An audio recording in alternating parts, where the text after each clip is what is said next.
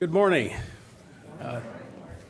Wow, group participation, I love it. This is the 2018 State of the City message. It is at its core a statement of policy recommendations for programs and priorities which, in the opinion of the city manager, will be of benefit to the city, as defined in the city charter. It's an opportunity for me to report to the City Council, thus the community, the good work that we've been doing and the impact that we've had as an organization dedicated to the well-being of our community.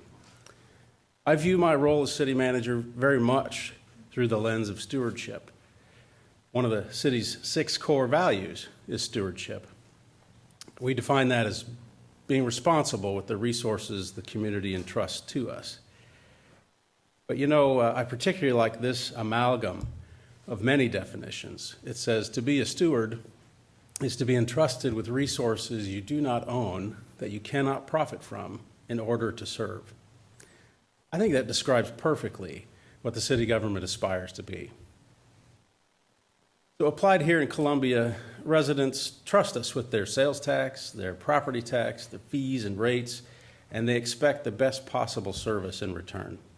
And as stewards of those resources, your city staff is frugal because we're a very low-tax city. We use the most effective, efficient means we can find, we have to provide each service. So this can be seen in the number of our services that are accredited and the satisfaction our residents feel when they receive those services. So I'm going to overview some of that here. When asked about how satisfied our residents are with the quality of city services, 73% of respondents are satisfied or very satisfied. Now, compared to the Missouri-Kansas average of 46% and the U.S. average of 49%, our staff is setting the bar for high-quality service. I'm particularly proud of our city's employees in this regard. But they provide this high level of service with significantly less property tax revenue than their counterparts receive in other cities. Columbia has an average amount of sales tax for cities in Missouri, 2%. Columbia also has one of the lowest property tax rates in the state, 41 cents per $100 of assessed value. We charge half the property tax that most cities in Missouri charge, and far less than any of the 10 largest cities in the state. Our residents acknowledge this as well. When we ask about their satisfaction with the value received for their tax dollars and fees, our residents report significantly more satisfaction than residents in the Missouri-Kansas average or the U.S. average. So to achieve these high levels of satisfaction, our departments continually seek out the best methods and processes we can find to provide our services. Perhaps the best method to judge performance in city governments through the lens of accreditation. Accreditation is an exhaustive performance audit process conducted by independent, nationally recognized, and sometimes internationally recognized organizations. They represent the highest endorsement that local government services can receive. To achieve accreditation, organizations must demonstrate conformance with, again, nationally and internationally recognized best practices.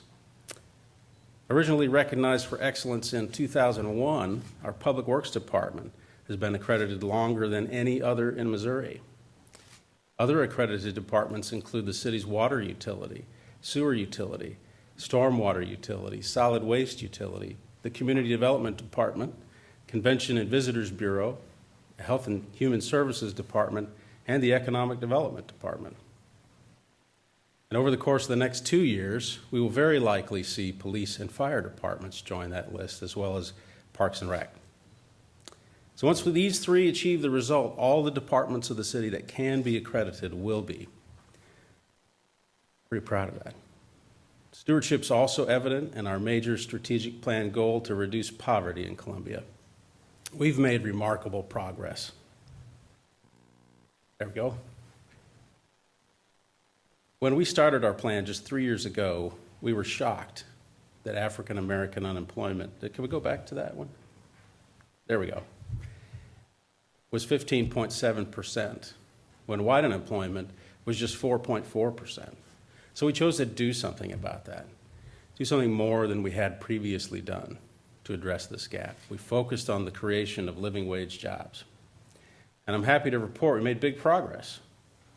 Today, African American unemployment in Columbia is just 8%, single digits for the first time that we have found. We couldn't do this without all of our partners who've been engaged in anti-poverty work for a very long time. I'd like this year to highlight one of our heavy hitters when it comes to battling poverty, our very own Heart of Missouri United Way. I've asked Executive Director Andrew Graybaugh to tell us how they've helped drive this reduction in the unemployment gap through their community impact model. And appreciate it. All right, thank you, Mike, and good morning, everyone. United Way's work in making sure that we fight for everyone in our community has led us down an important path over the last 6 years. And I wish to share today just some stories and some news on how we convene and lead with our hearts and make strategic goals based on data. And we help individual lives and therefore our whole community. This idea of convening the whole community under common goals and metrics cannot succeed unless everyone is involved, and that means getting out into our neighborhoods. So let me give you an example. United Way handed out ice cream at the corner of Whitegate and Sullivan as a way of increasing community engagement. And during this first weekend, a young man came up to me and asked what we were doing in his neighborhood. After sharing our goals and talking to him about ours and his as well, he not only asked for ice cream, but then he asked if he could have one of our Live United t-shirts. And as we talked furthermore back and forth and I gained his trust, he finally said to me, "Do you know the story about the kid who was shot twice in the back of the neck?" And then he said, "Well, that was me." He proceeded to lift up his long hair and showed me the large bandage on the back of his neck, and then I'll never forget what he said next. "Thank you for showing up. We need more people to show up and just tell us that they care." So a few weeks later, we were back out there, and I saw him once again, and not only was he wearing the Live United t-shirt, but he told me he had applied for work and was trying to get a job. So, you see, just showing up is important, and I'm proud of our community because we show up. And in fact, the nonprofit sector and its thousands of volunteers have been showing up for decades. United Way works and coordinates with 54 agencies that are vital in our anti-poverty work and employment efforts. And together, we take our groundwork and apply it to community numbers and then invest in programs. For example, while unemployment is historically low, and I'm proud of that, I'm proud of the leadership from the city in helping us to get to that number, we still have 39% of our citizens that live at 200% below the federal poverty guideline, or $24,120 a year for one person. So United Way and our partners, we look at this data and we invest in programs and we measure the progress in addressing entrenched generational poverty. And in so doing, we've got some great stories to tell. United Way programs have reported that 83% of youth and young adults were successfully employed within 90 days. And we're talking about careers, not just jobs. We were providing readiness programs for youth and young adults with disabilities, whose median earnings are almost half of those with no disability. We're investing in programs to help teenage mothers and foster children graduate from high school, and these programs have close to a 100% success rate.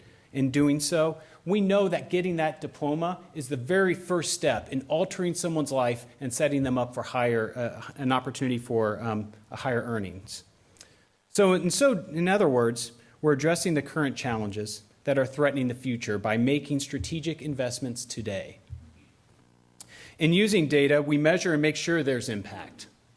United Way, along with the City of Columbia and Boone County, work closely to make sure we coordinate services, eliminate duplication, and link our investments to community-wide indicators. Stephanie Browning and Steve Hollis, and as well as Kelly Wallace from Boone County, have been instrumental in this partnership. And so you can go to booneindicators.org, right here you see on the slide, to see the dashboard and the work that we're doing along with the University of Missouri in having a central source for monitoring community data. And let me be clear, this data-focused approach truly works. So as Dr. Stiepelman spoke last year and shared that Columbia graduation rates have exceeded 90%, it's in part because of their great work, but it's in part also because of the all hands on deck approach that we're taking in our community. And to demonstrate that, last year, United Way invested over 70,000 hours in tutoring and mentoring in strategic programs to help in preparing our kids to be life ready. It also includes non-academic programs that are linked to mental health, financial stability, and basic needs. So we look at community indicators and data in thinking global. Then we invest in individuals in a way in acting local. We all know Douglas High School, just right down the street, and what a remarkable asset it is to our community. In the last 7 years, graduation rates at Douglas have gone from 22 students to 84 just this past semester. Recently, Principal Erica Neville and I met with a student at Douglas, and she was holding a $200 paycheck, and it was every cent that she had. This young woman living with another family member was asking if she should cash it for a Walmart gift card or hide that money under her mattress. Obviously, she needed help. Because of the relationships that we've fostered in the community, we were able to connect her to a nonprofit agency that specializes in financial stability, then take her down to Commerce Bank, help her open up an account. You see, helping individuals like this in our community, it happens every day, but it is not by luck. It's due to our deliberate convening and organizing of partnerships, and that must be maintained. We must nurture it, and it must be focused so we as a community can act in unison. And this is important, my final point. This is important because poverty is a persistent foe that has and will aggressively take hold and root if we don't continue to coordinate our fight in addressing immediate needs and looking down the line at the future. So I want to commend Mike, the city and his staff, Mayor Brian Treese, and the City Council as well for your leadership and continued work in helping everyone to have an opportunity for all who need it. And we are making progress. I want to assure everyone that. We are making progress, but there's still much work to be done. So I'm going to end it today by giving everyone a call to action. Your call to action today is to be part of the solution. I want everyone to figure out how to give, how to advocate, how to volunteer, to continue to live united. And there's an opportunity to do so tomorrow. Your first opportunity. Tomorrow is our third annual Rock the Community event at Douglas Park. And United Way, the city, along with the partners that you see listed on this slide, are supporting this event. There's going to be a job fair. Our agencies are going to be there with tables. It's going to be a great, positive atmosphere. So I hope to see everyone there. Thank you.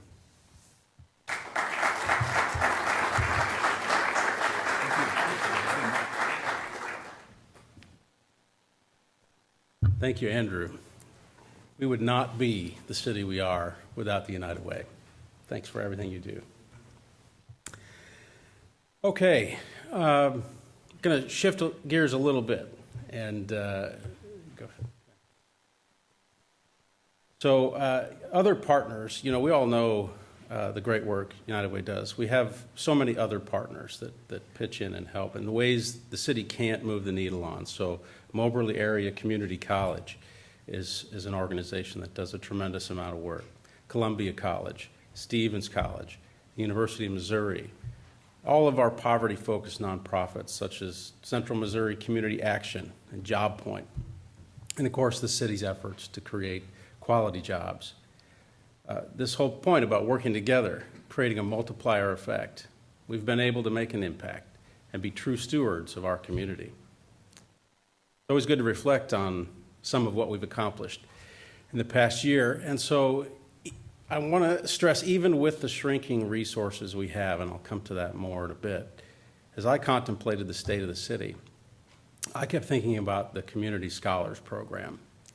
This is something that one of our staff members, Assistant City Councilor Rose Wibbenmeyer, came up with, and it's an idea on how to better serve kids in our community who are working toward the A+ scholarship program offered by the state of Missouri. In case you're not familiar with the A+ program, it provides funds to eligible graduates of designated high schools to attend a community college or a vocational technical school.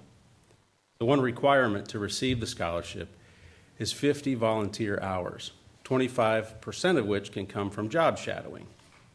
So to assist these students, Rose partnered with staff at Hickman High School, who are here today, thank you for coming, to organize job shadowing opportunities in the city. In addition, Hickman High School staff provided additional support to these students throughout their high school careers to meet the other requirements to receive the A+ scholarship. So I'd like to show you a short video about last year's effort.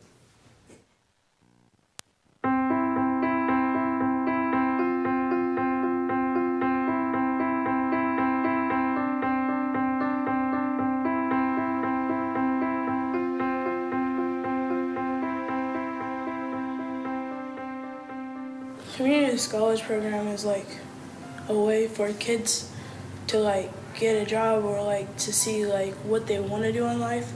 Because a lot of kids like now they say they want to be an astronaut or a fireman or something like that.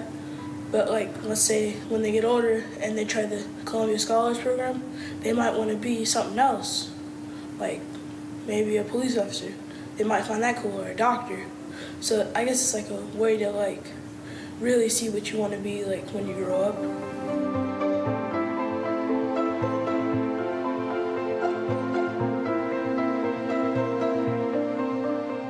My name is Tony Grignani, and I am the principal of Hickman High School. My relationship to the community scholars is I am the academic component of the program. It's all focused on getting students A+ eligible. To be A+ eligible, you have to meet certain academic criteria. The other component of that is some sort of service or tutoring that you can do, and you need 50 hours of that, and that was where we partnered with the city. I heard about the program through Rose Wibbenmeyer, who kind of was the champion of this program. I think that something like this is a rare opportunity for our youth to be part of, and a rare opportunity for employees too to interact and show them what we do. I was kind of nervous at one point. I never really had anybody watch me work, but the nervousness quickly went away, and it became fun and interesting to see the way these kids learned and watched and reacted to the way that we worked. I job shadowed a construction worker, and I learned that like you have to like mix the cement before you like pour it. You gotta wear like these light green vests, so then like at dark time cars can see you coming. This is a job that people need to do, and they need to learn how to do it. And I think with giving kids opportunities, I think it'll benefit this type of work in the long run. If I don't like get into the job I want to get in when I grow up, then that'd be like a job to like fall back on. The students that we had this summer were 8th graders last year, so they are going to be freshmen this coming school year. But this started to get the wheels turning for those kids of what am I interested in? What am I not interested in? Because so many of them, basketball player, rapper, a YouTube channel, I mean, those are their ideas of careers. And this gave them an opportunity to see that there's so many things out there. I did not know anything about GIS in high school. Usually younger people kind of understand what Google Maps is, and they have some understanding or maybe some interest, but they don't really know how that's actually applied in a real job setting. So I think it's great that at least these kids are getting exposed to at least some potential career opportunities that I didn't know existed until I went to college. This program opened my eyes, for me to see what I could do in the future. One thing I learned is how to work a camera. I got to take pictures of other students working. For someone who might be interested in what I do, maybe they like photography, or maybe they like writing, telling stories, that kind of thing. So we take those simple ideas of things they might like or they think they might like, and we can show, okay, well, if you like writing stories, this is part of my job that I do to write stories. So after each experience, I had them write a reflection, and I just had some questions, some prompts for them to think about and then to respond to. And I was surprised at how many of them really enjoyed it. Things that I never would have thought that they would have enjoyed. Like we had one student who she was very adamant about daycare, healthcare, like those types of careers. But she was placed with City Channel and loved it, really liked it. And I mean, that's something that she never would have probably done. Not saying that this is a career field that she would go into, but it just opened her eyes to there's other things and how maybe she could bridge healthcare with what she did observe. For students coming into the program, I would give them the advice of be curious, ask questions, be open. I think it's a great opportunity for these kids because It's not something that everybody gets to experience. It's pretty rare. Some of our departments do internships, but they're for older kids or college students. But this really one-on-one time with city employees, of city employees showing these kids what we do, you know, hopefully we can instill some excitement in these kids of potentially maybe working for the city one day. And if we can instill that early, maybe we'll have some city employees on our hands.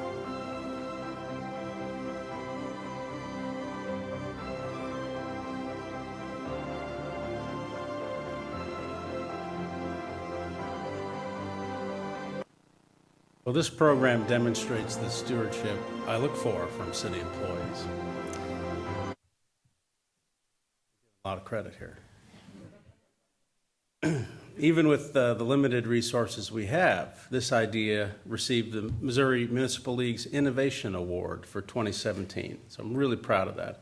I look forward to watching the program succeed as we move forward. And maybe we'll even spark interest, as Sarah said, in those students for city work someday. So if I could, well done, Rose. Would you mind standing up? And Tony, please, our partner at Hickman.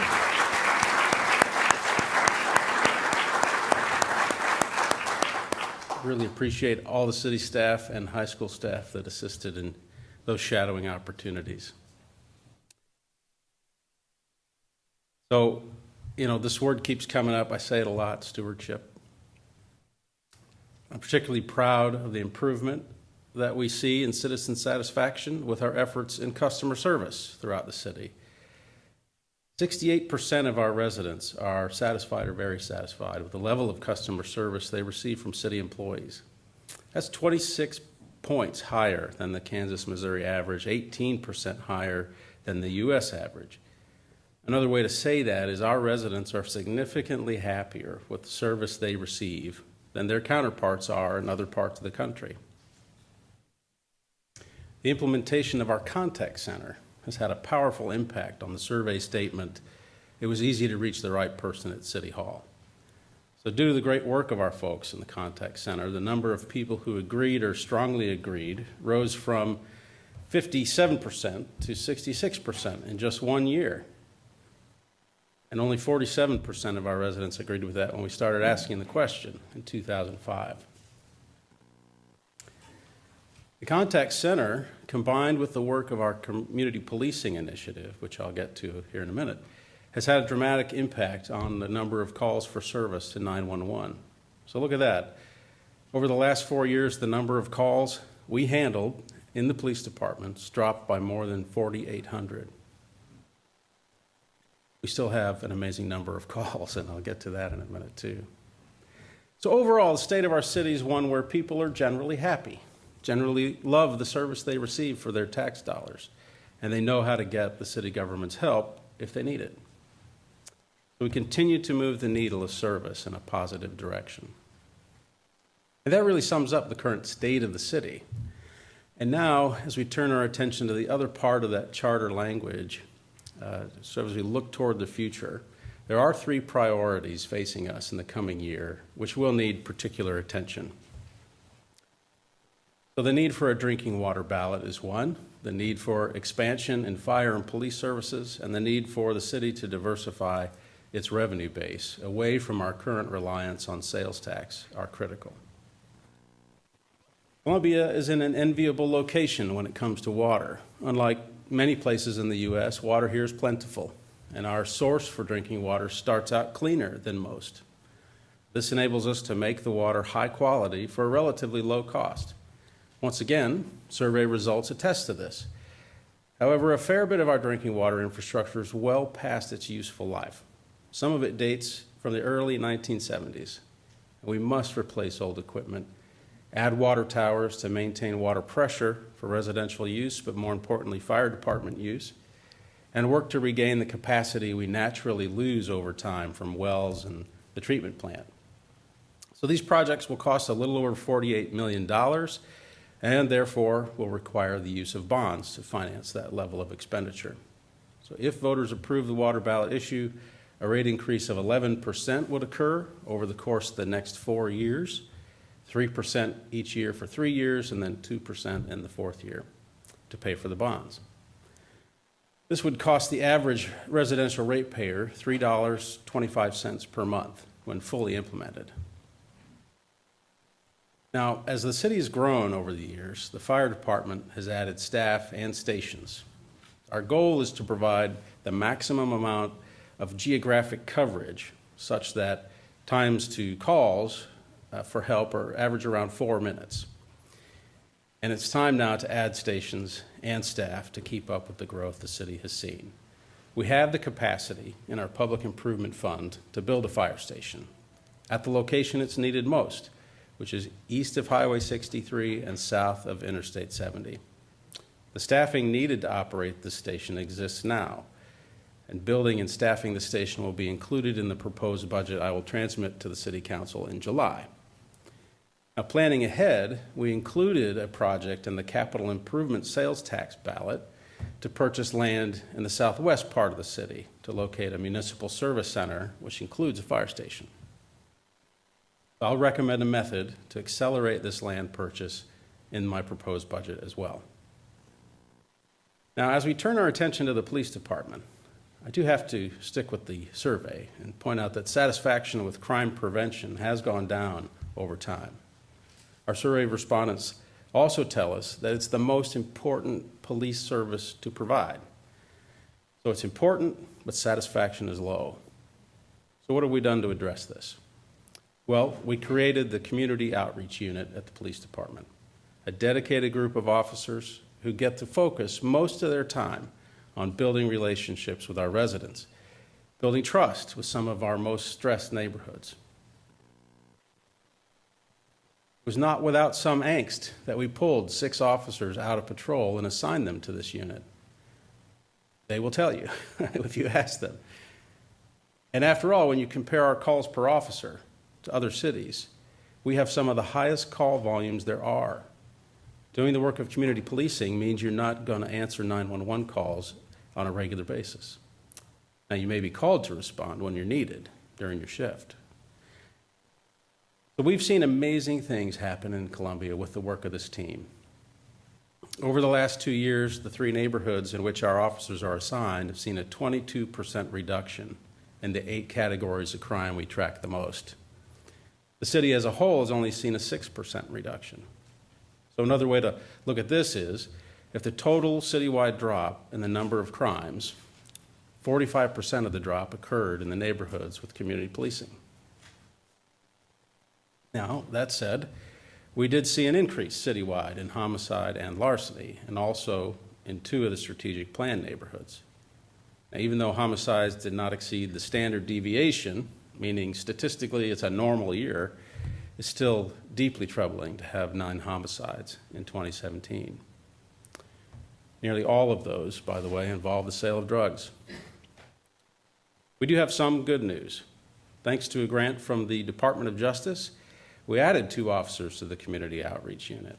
So these officers are working in the area bounded by Highway 63, Paris Road, and Interstate 70.